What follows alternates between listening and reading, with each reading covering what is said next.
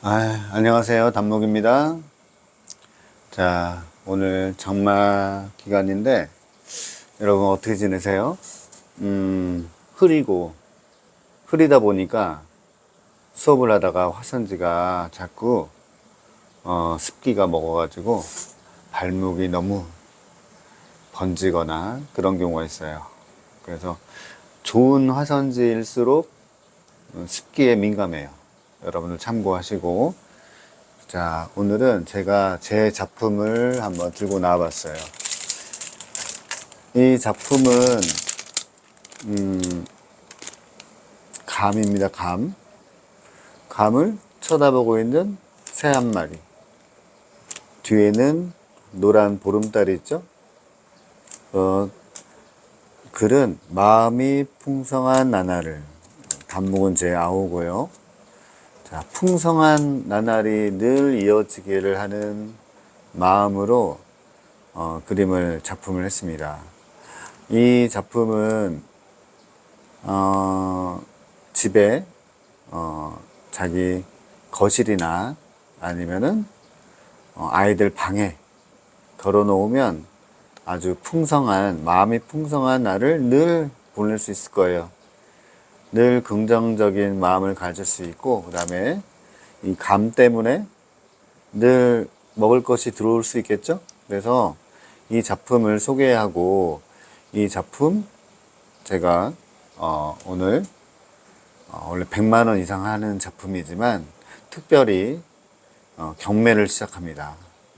댓글로 여러분들이 경매를 시작할 수 있는데, 댓글에 30만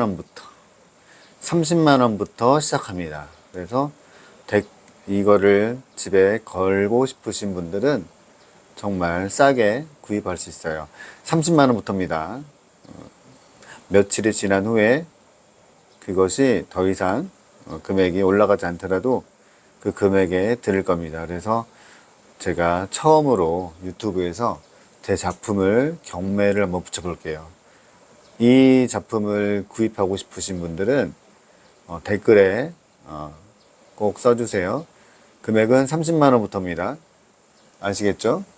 이번 일주일 안에 정리해서 나가면 좋을 것 같아요.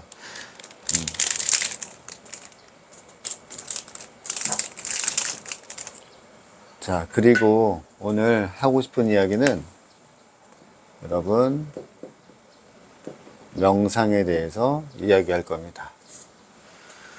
명상은 여러분 명상하면 어떤 게 떠오르세요? 눈을 감고 조용히 가만히 앉아서 몇 시간을 보내고 한 5분, 10분 정도 눈을 감고 있으면 마음이 평온해지고 그런 것이 명상이라고 생각하죠? 맞아요. 일단 명상에는 두 가지 종류가 있는데, 먼저 여러분들이 생각하는 그 명상은 마음을 평온하게 하는 거. 이것도 명상이죠. 자, 평온하다라고 하는 거는 불교에서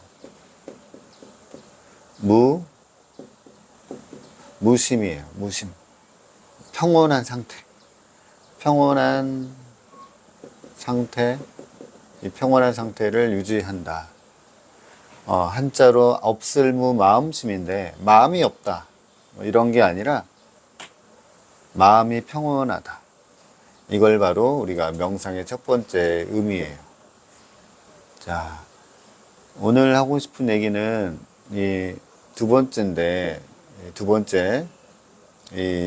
이거는 바로 한자로 써볼게요.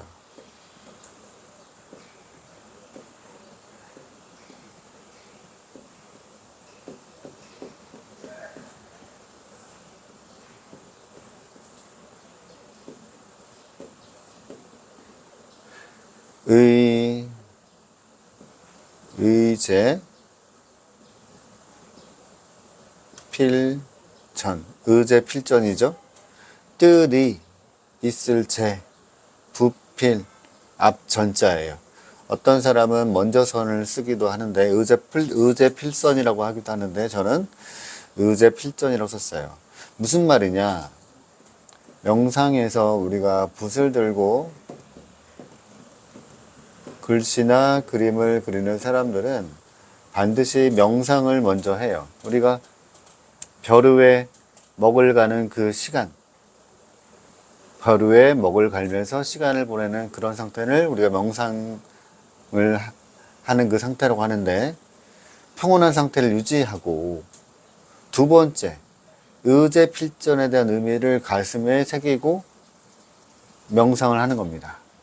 그러니까 글씨나 그림을 하기 전에 먼저 마음으로 이미 다 썼다. 이미 다 마음으로 다 쓰는 거를 바로 명상이라고 그래요. 무슨 얘기냐? 자, 뜻이 있고, 뜻이 있다. 그죠? 뜻이 있다. 부필 앞전.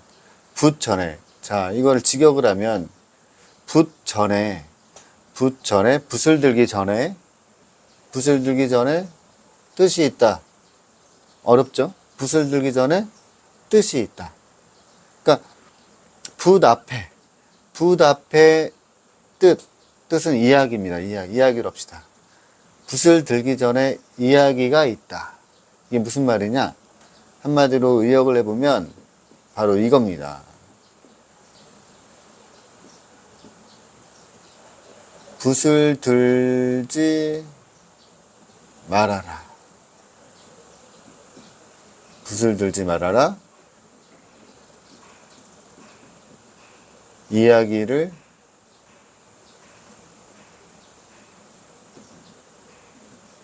펼치기 전에. 한마디로 이야기를 펼치기 전에 붓을 들지 말아라. 그런 이야기예요. 자, 이야기를 펼친다는 건 무엇이냐? 내가 글씨를 쓸 때 선질이라든지, 그 다음에 먹의 농담이라든지, 그 다음에 속도, 그 다음에 서체, 조형, 이 모든 것들을 다 포함하는 거예요. 이러한 거를 먼저 생각을 하고, 내가 만약에 이 종이에 글씨를 쓴다 그러면 내가 전서체를 쓸 것이다, 또는 초서를 쓸 것이다, 또는 궁체를 쓸 것이다, 아니면 민체를 쓸 것이다. 이걸 미리 정해놓고 세로로 쓸 것이다. 이미 내가 어떠한 속도와 어떠한 간격과 조형으로 쓰겠다라는 거를 내가 명상을 할 때 이미 쭉 훑어가는 거예요. 마음으로 쭉 쓰고 나서 마지막에 마음으로 낙관까지 다 찍고 나서 그 다음에 붓을 들어라. 그 다음에 붓을 들어라는 이야기예요. 그러니까 마음으로 먼저 써라. 그 얘기입니다. 여러분 글씨나 그림 그릴 때 항상 붓을 들고 그냥 아무렇게나 그냥 시작하잖아요. 그러지 말고 여러분 습관을 한번 바꿔보도록 하세요. 습관. 의제필전. 자, 의제필전. 항상 내가 글씨를 쓰기 전에 생각해라. 생각한다. 생각을 하고 나서 다 쓰고 나서 다 그리고 나서 마음으로 다 그리고 나서 그 다음에 붓을 들고 시작해라. 바로 그 얘기예요. 명상이라고 하면 마음을 평온한 상태로 만드는 것도 명상이지만 여러분은 1번에만 집중하고 있어요. 이게 아니라 이것도 중요하지만 의제필전. 명상할 때 내가 글씨를 어떻게 쓰고 어떻게 펼치고 어떠한 선지를 쓰고 발목을 할까 말까, 낙관은 어떻게 마무리할까, 이 모든 것들을 정리하고 먼저 마음으로 쓰는 시간이에요. 그것이 바로 명상입니다. 아시겠죠? 꼭 유념하고 여러분 명상을 여러분 잘 해보도록 하시고, 자, 그 다음 두 번째 하고 싶은 이야기는 서화동원입니다.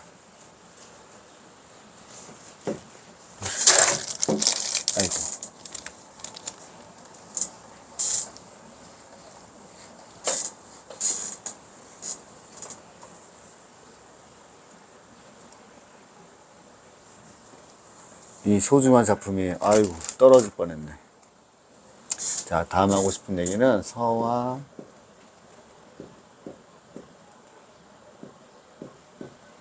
서화동원.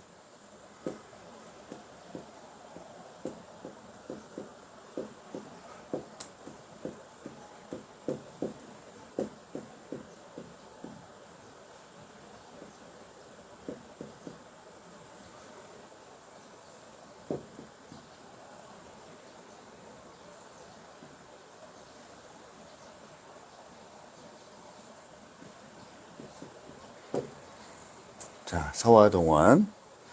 자, 무슨 말이냐? 여러분, 글서자죠? 글서, 글씨, 그리고 화, 그림, 그 다음에 같다, 원, 근원. 글씨와 그림은 근원이 같다. 그런 말이죠. 여러분, 서화동원, 제가 가끔 수업 시간에 물어봐요. 서화동원에 대해서 알고 있습니까?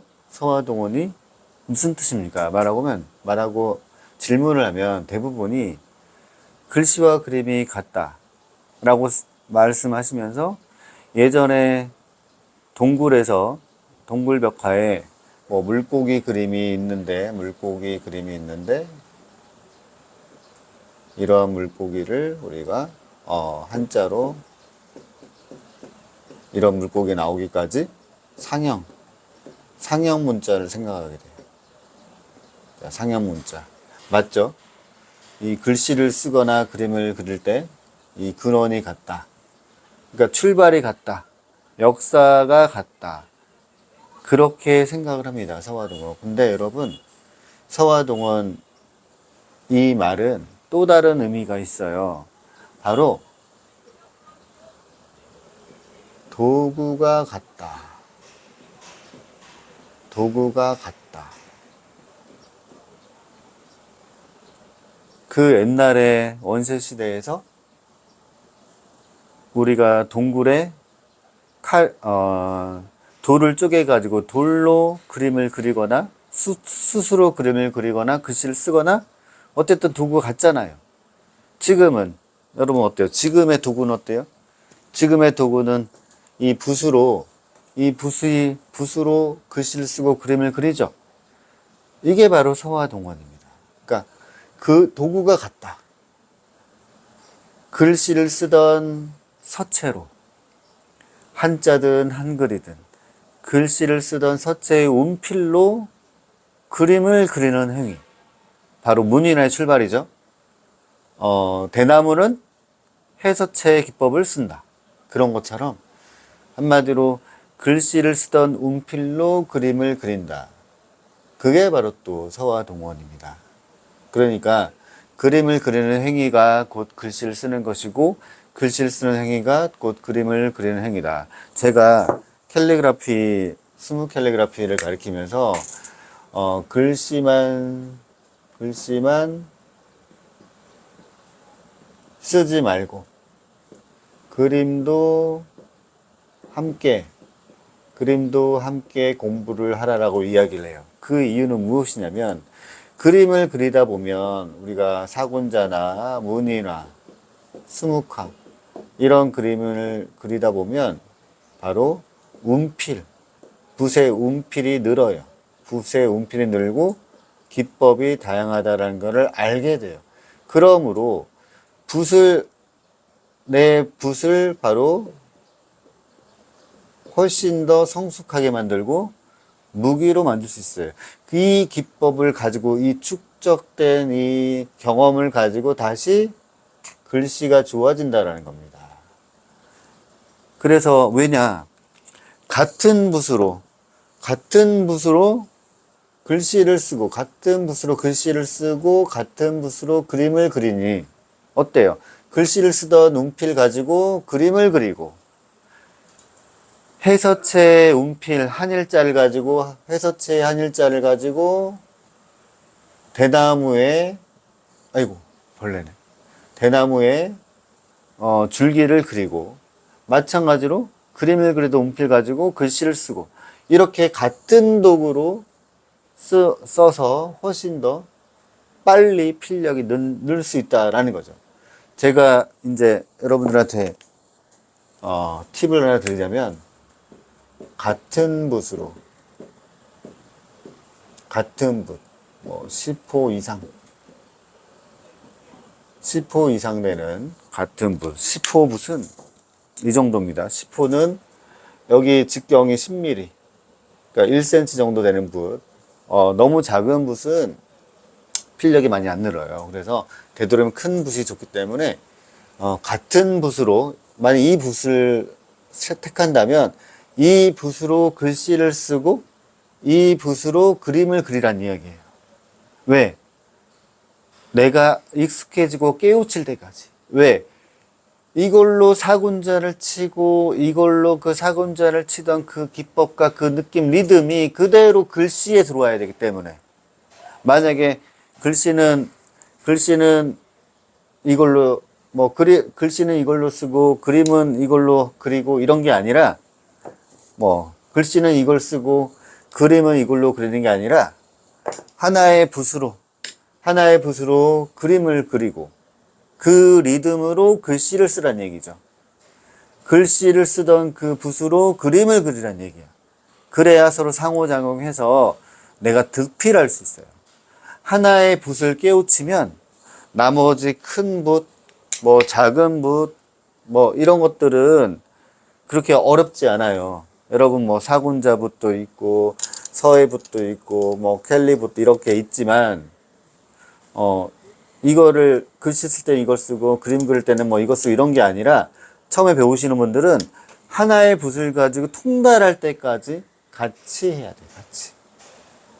그래서 어느 정도 내 하나의 무기로 만든 후에 그 리듬을 가지고 충분히 다른 붓, 다양한 거 쓸 수 있어요. 그러니까 처음에 배울 때 이거저거 붓을 돌려서 쓰지 말고 하나의 붓에 집중해라.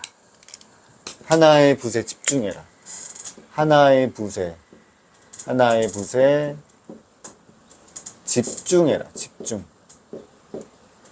그래야지만 여러분 득필할 수 있어요. 그러면 다른 모든 붓이 다 공통됩니다. 같아요.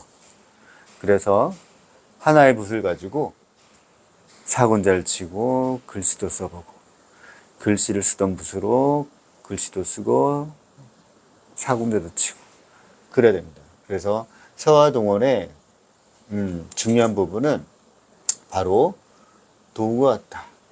그래서 지금 시대에서는 이 붓을 가지고 글씨만 쓰지 말고 그림도 그리고, 이왕 같은 붓인데 글씨만 한정하기는 아쉽잖아요. 먹을 따르고 붓을 잡았는데 글씨만 쓰면 아깝잖아요. 그림까지 함께 그리면 훨씬 더 자기만의 글씨를 쓸 수가 있어요. 그래서 서화동원 이 얘기를 해봤습니다. 오늘 세 가지 이야기 했죠. 첫 번째, 제 작품을 경매 30만 원부터 쭉 댓글에 한번 여러분들이 구입하실 분 꼭 댓글에 써주시고, 두 번째 무슨 얘기했죠? 제가 명상에 대해서 이야기했죠. 명상. 자, 명상이란 무엇인가에 대해서 이야기했어요. 세 번째, 방금 했던 서화동원. 꼭 여러분 주말 동안 제 영상 다시 한번 쉬는 시간에 꼭 보시고 여러분 깨우치는 시간이 됐으면 좋겠어요. 캘리그라피 공부하면서 우리가 왜 사군자를 해야 되지? 내가 왜 한자 서예를 해야 되지? 이러한 물음들이 풀릴 겁니다. 아시겠죠? 오늘은 여기까지 합니다. 안녕.